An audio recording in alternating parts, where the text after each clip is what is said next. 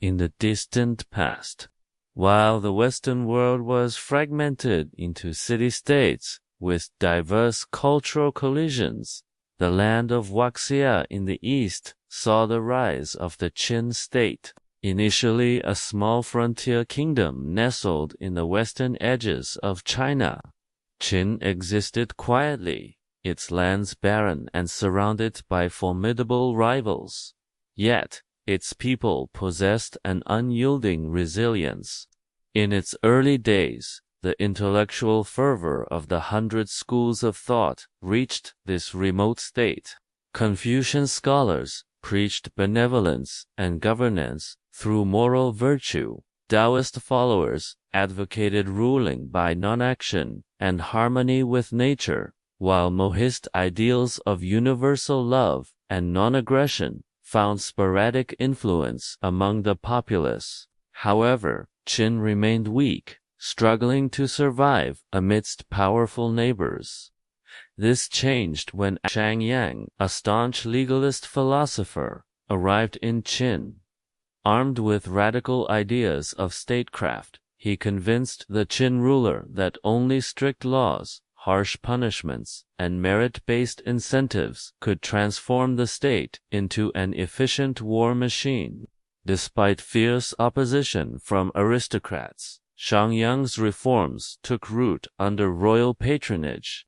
Agriculture flourished with land redistribution, and the military meritocracy turned Qin's army into an unstoppable force.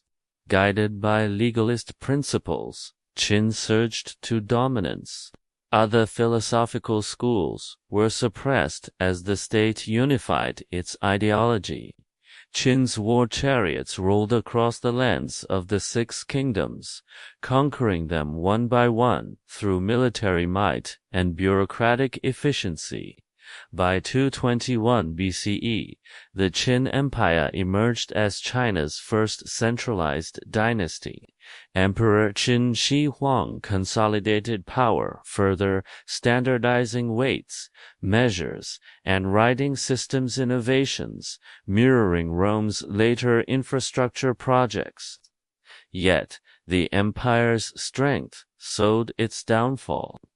Harsh laws, forced labor for mega-projects like the Great Wall and the Yipang Palace, and crushing taxes bred widespread resentment.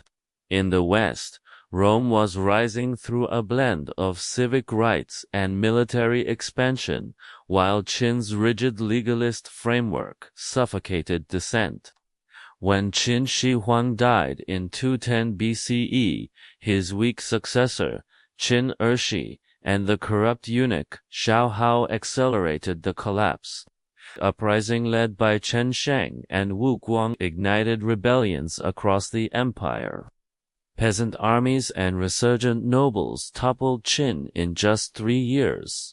Thus, the mighty Qin dynasty, born from a frontier state, forged by legalism, and unified through blood and iron, crumbled as swiftly as it had risen.